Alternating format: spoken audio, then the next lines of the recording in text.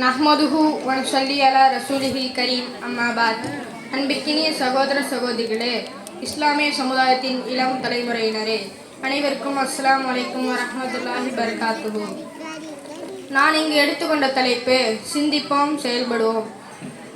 அல்லாஹ் தன் திருமறையில் கூறுகின்றான், குல் அல் யஸ்தவில்லதீன யஹ்லமூன வல்லதீன லா யஹ்லமூன இன்னமா யததக்கரு உலுல் அல்பாப். அறிந்தோரும் அறியாதோரும் சமமானவர்களா?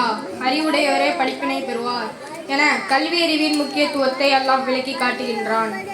கல்வி அறிவு என்பது ஒரு மனிதனை ஏன் சமுதாயத்தையே உயர்வான நிலைக்கு கொண்டு செல்லும் என்பதை இஸ்லாம் அறிவுறுத்துகிறது. ஆனால் இன்றைய காலகட்டத்தில் இந்தியாவில் வாழும் இஸ்லாமிய சமுதாயம் அரசின் தரவுகளின்படி 14% இருப்பதாக கூறப்படுகிறது. அதே சமயம் வேலைவாய்ப்பு, பொருளாதாரம், ஆட்சி அதிகாரத்தில் மிகவும் பின்தங்கி இருப்பதற்கு காரணம் கல்வி கற்பதில் நம் சமுதாயம் போதிய கவனம் செலுத்துவதில்லை என்பது நிதர்சனமானதாகும்.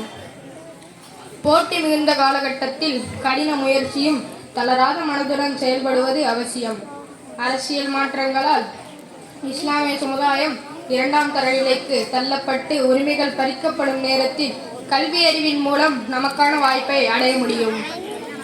வாழ் உரிமைகள், வழிபாட்டு உரிமைகள் பறிக்கப்பட்டு வரலாறு திரிக்கப்படும் நேரத்தில் சீரிய சிந்தனையுடன் இளம் தலைமுறையினர் ஒவ்வொருவரும் நமக்கான இலக்கை நோக்கி வீரியத்துடன் செயலாற்றினால் மட்டுமே வெற்றிகள் வசப்படும். இஸ்லாமியர்களை விட குறைவான எண்ணிக்கையில் இருக்கும் சீக்கிய கிறிஸ்தவ சமுதாயத்தினர் சிறந்த அதிகாரத்தில் இருப்பதற்கு கல்வி அறிவே முதன்மையான காரணமாகும். எந்த ஆட்சி அதிகாரம், நீதித்துறையின் மூலம் தங்கள் செயல்பாடு திட்டங்களை நிறைவேற்ற முயலும் சக்திகளை எதிர்கொள்ள கல்வி என்னும் சிறந்த ஆயுதமே நமக்கான தற்காப்பு என்பதை இளம் தலைமுறையினர் சமுதாய பிரமுகர்களிடம் கவனமெடுத்து திசையறியாமல் தத்தளிக்கும் இஸ்லாமிய சமுதாயத்திற்கு கல்வி என்னும் கலங்கரை விளக்கத்தை அமைத்து தந்து வழிகாட்ட அன்புடன் நடிக்கிறேன். வாஹித் தஹ்வானா அல்ஹம்துலில்லாஹி ரப்பில் ஆலமீன்.